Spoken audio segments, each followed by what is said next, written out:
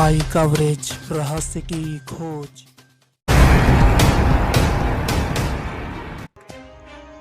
उत्तराखंड राज्य के पौड़ी गढ़वाल जनपद में माननीय चिकित्सा स्वास्थ्य एवं चिकित्सा शिक्षा सहकारिता उच्च शिक्षा मंत्री डॉक्टर धन सिंह रावत की अध्यक्षता में विकास भवन सभागार में जनपद में बागवानी के अंतर्गत फलदार सेब के बगीचे लगाए जाने के संबंध में किसान काश्तकारों के साथ कार्यशाला का आयोजन किया गया।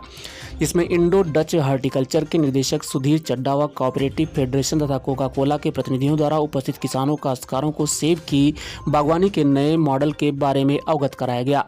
साथ ही जनपद में बागवानी क्षेत्र के विकसित करने में विभागों, प्राइवेट संस्थाओं, स्थानीय मशीनरी का कैसे सहयोग लिया जा सकता है तथा बेहतर बागवानी करने की तकनीकी के बारे में विस्तार से बताया गया। माननीय मंत्री ने कहा कि हमारा उद्देश्य जनपद में एक वर्ष में कम से कम 100 बगीचे पायलट प्रोजेक्ट के तौर पर तैयार करना है, जिससे अन्य किसान भी देखा देखी उनसे प्रेरणा ले सकें तथा जनपद की बागवानी के अनुकूल उपलब्ध जलवायु और भौगोलिक दशा का लाभ उठाते हुए अपनी आर्थिकी मजबूत कर सकें। इससे पलायन रोकथाम पर भी अंकुश लगेगा। उन्होंने किसानों को सेब के बगीचे तैयार करने के लिए कुछ धनराशि को प्रेरित करने के लिए शून्य ब्याज पर ऋण उपलब्ध कराने को कहा। साथ ही उनको बेहतर प्रशिक्षण प्रदान करने, उनको वित्तीय परामर्श से लेकर बागवानी तैयार करने के सभी तौर तरीकों की जानकारी और अन्य सभी प्रकार का अपेक्षित सहयोग देने की उपस्थित संस्थाओं से अपेक्षा की। माननीय मंत्री ने किसानों काश्तकारों से भी आग्रह किया कि बागवानी तैयार करने के लिए स्थानीय स्तर पर भूमि की आवश्यकता, उसका आपसी सामंजस्य, एकीकरण, सिंचाई के लिए जल उपलब्धता और अन्य कार्य के लिए स्वयं भी प्रयास करें तथा इसके लिए विभिन्न विभागों और संस्थाओं से भी सहयोग लें।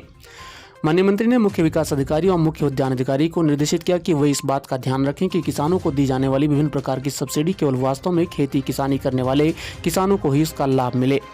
कहा कि यह भी सुनिश्चित करें कि जिन किसानों को 1 या 2 योजनाओं में सब्सिडी का लाभ मिल चुका हो, उनको ही बार बार अन्य योजनाओं में सब्सिडी ना दी जाए।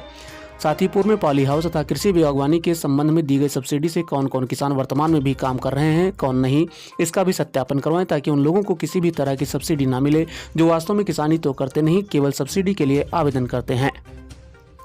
जिलाधिकारी डॉक्टर विजय कुमार जोगदंडे ने इस दौरान कृषि, उद्यान, ग्राम्य विकास, पंचायती राज आदि विभागों को निर्देशित किया कि उद्यानीकरण में सभी विभाग अपनी अपनी योजनाओं से भी आवश्यक सहयोग करें, जिससे अधिक संसाधन उपलब्ध होने से बेहतर आउटकम प्राप्त हो सकेगा। देखिए, जो हमारा खेसू ब्लॉक है, बाबोर ब्लॉक है और थेनीसर, यहाँ जो क्लाइमेट है तो वो सेब की खेती के लिए बहुत अच्छा है।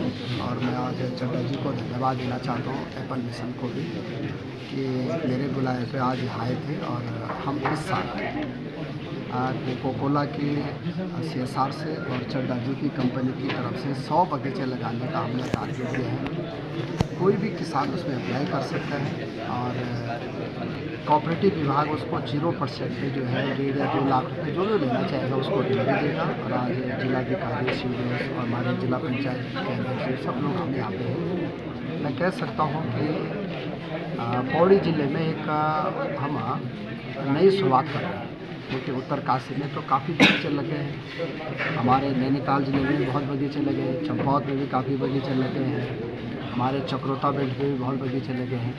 लेकिन पौड़ी में हम शुरुआत कर रहे हैं। पिछली बार जो शुरुआत हुई थी तो व्यक्तिगत लोगों ने की थी।